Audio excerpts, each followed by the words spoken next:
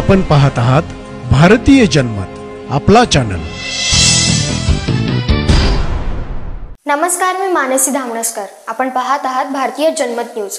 नजर टाकूयात आजच्या ठळक घडामोडींवर।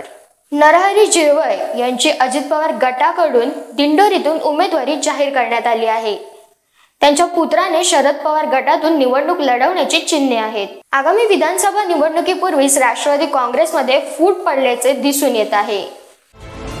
अजित पवार यांच्या पहाटेच्या शपथविधीला उपस्थित आणि नंतर विमानाने थेट हरियाणाला पोहोचलेले व गुरुग्राम मधील हॉटेलमध्ये पहाऱ्यात अडकलेले एकसंगी राष्ट्रवादी काँग्रेसचे जे 4 आमदार होते त्यातील एक म्हणजेच विधानसभेचे उपसभापती नरहरी झिरवळ। आगामी विधानसभा निवडणुकीच्या जागा वाटपाआधीच दिंडोरीतून झिरवळ यांच्या उमेदवारीची घोषणा अजित पवार गटाने केली आहे। मात्र त्यांचे पुत्रच त्यांच्या विरोधात शरद पवार गटातून निवडणुकीच्या रिंगणात उभे ठाकण्याची चिन्ह आहेत। सरपंच, पंचायत समिती, जिल्हा परिषद सदस्य असा प्रवास करणारे नरहरी झिरवळ 2004 मध्ये पहिल्यांदा दिंडोरीतून निवडून आले। त्यापुढील म्हणजे 2009 मध्ये त्यांचा शिवसेनेचे धनराज महाले यांनी अवघ्या 148 मतांनी पराभव केला होता। 2014च्या निवडणुकीत झिरवळ यांनी महालेंना पराभूत करून वसपा काढला। 2019 मध्ये विधानसभा निवडणुकीत विजयाची परंपरा त्यांनी कायम ठेवली। आता विधानसभेच्या आगामी निवडणुकीतही ते रिंगणात उतरण्यास इच्छुक आहेत। डोक्यावर गांधी टोपी, पांढरा पायजमा, सदरा आणि पायात चप्पल अशा पेहरावात वावरणारे झिरवळ हे साधे नाही, हे बहुधा राष्ट्रवादी अजित पवार गटाच्याही लक्षात आले असावे।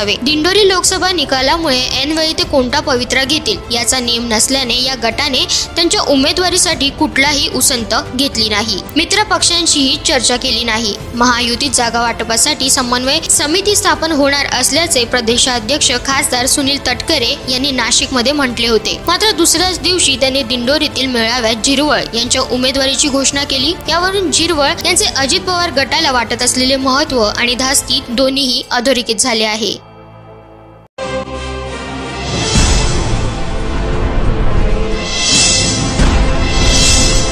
आपण पाहत आहात भारतीय जनमत, आपला चॅनल।